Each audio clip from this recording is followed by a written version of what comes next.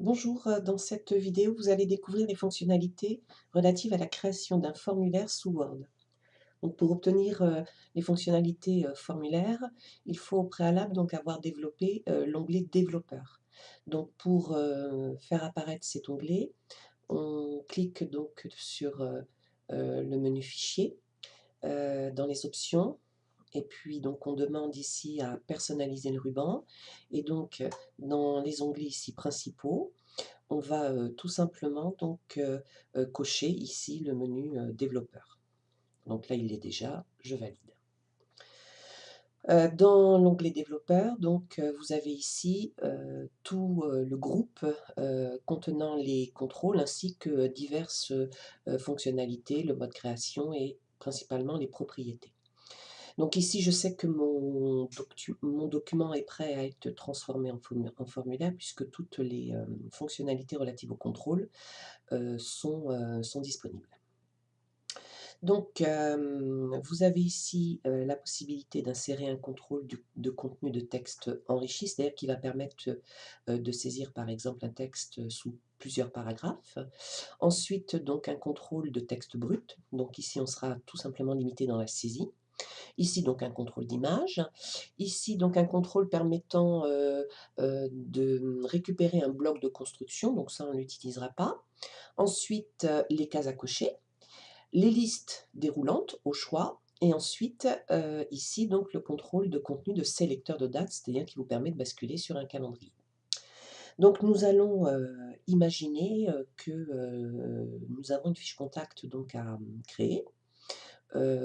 Fiche contact qui sera par exemple renseignée, sur, un salon professionnel, et donc, par exemple, la première information que je vais, ici donc, collecter, c'est peut-être la date à laquelle, le document aura été, renseigné.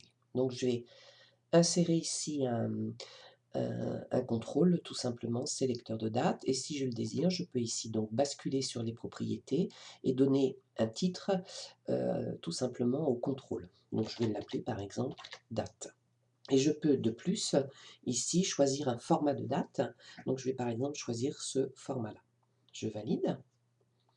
Donc après la date, je vais certainement, vouloir, récupérer donc, tout simplement la raison sociale de l'entreprise. Donc là, je vais, insérer à ce moment-là, un texte brut. Voici. Donc je bascule dans les propriétés. Donc ici, je vais pouvoir lui affecter le titre de raison sociale. Et puis je peux, si je désire, utiliser un style pour mettre en forme automatiquement, le texte saisi dans le contrôle. Je peux aussi autoriser des retours chariots, c'est-à-dire des contrôles entrées sur le clavier. Mais là, je vais pas activer cette option. Donc je valide. Ensuite, donc, est-ce un client prospect ou un client déjà référencé? Donc là, je vais par exemple utiliser des cases à cocher, donc prospect, ou on a dit client. Voilà. Ensuite, donc, je vais, par exemple, demander à quel secteur d'activité il appartient. Et là, par exemple, je vais proposer une liste déroulante. Donc, je vais demander les propriétés de la liste déroulante, donc secteur d'activité. Et ici, donc, je vais préciser les éléments de ma liste déroulante. Donc, par défaut, Word propose choisissez un élément, donc ça, je peux le supprimer.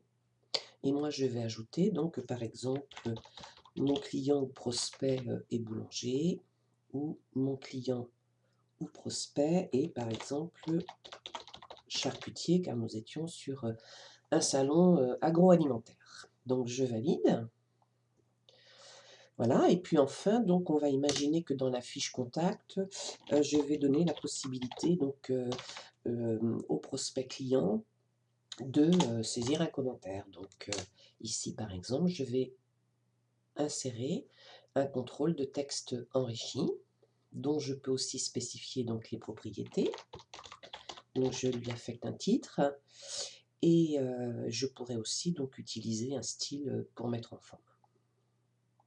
Donc voilà, on va imaginer que, mon formulaire, est, finalisé. Donc j'ai, inséré ici, mes, différents contrôles et maintenant donc je vais, tout simplement, protéger, car, le document tel quel est modifiable. Je peux par exemple ici, par inadvertance supprimer le contrôle. Donc je vais protéger mon document de manière à ce que, l'utilisateur n'affecte pas, tout simplement la construction du document. Donc je vais, ici utiliser la possibilité de restreindre la modification et donc je vais préciser ici, alors je pourrais restreindre sur la mise en forme, mais ici moi je vais, appliquer des restrictions de modification et dans ces restrictions, donc je pourrais par exemple le mettre qu'en lecture seule, ce qui est pas mon objectif.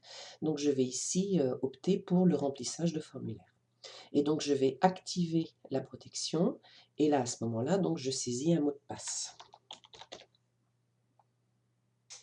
On me demande donc de le confirmer et je valide. Voilà, donc mon document est protégé, mon document est finalisé. Je vais donc l'enregistrer et je vais l'enregistrer donc en tant que modèle de document. Donc ici, je vais sélectionner le modèle Word et je vais l'appeler fiche contact, .docx. J'enregistre. Donc à partir de mon modèle, j'ai généré donc un nouveau document. C'est ma fiche contact et là maintenant donc je vais tout simplement vérifier si, mon formulaire, fonctionne correctement. Donc par exemple ici, comme je l'ai protégé, je ne peux pas du tout sélectionner le titre pour par exemple, modifier la mise en forme ou supprimer le titre. Donc en tant qu'utilisateur, donc je vais ici, sélectionner par exemple la date, la raison sociale, donc là, je vais saisir une raison sociale, donc c'est l'entreprise par exemple qui s'appelle Froger. C'est un prospect ou un client, donc c'est un prospect. Dans quel secteur d'activité? Donc on va imaginer que c'est un boulanger et donc dans le commentaire, blablabla, voilà. Et donc voici le résultat, à l'écran. Donc je peux, ici donc, imprimer, la fiche contact telle quelle, puisqu'ici je ne vois pas, l'intérêt de, sauvegarder, ce document. Donc je vais le fermer sans sauvegarder. Et on va imaginer, maintenant que, il y avait un dysfonctionnement et qu'il est nécessaire donc comment dirais-je? Modifier le modèle. Voilà, donc j'ai réouvert, mon modèle, fichecontact.docx et donc je vais dans l'onglet développeur ici, je vais, tout simplement donc, redemander à restreindre la modification et cette fois-ci donc je vais désactiver la protection, donc on me redemande le mot de passe et à partir du moment où là, donc je réessaie, voilà. Donc à partir du moment où j'ai désactivé la protection du formulaire, je peux de nouveau apporter des modifications à ce formulaire. Cette vidéo est maintenant terminée.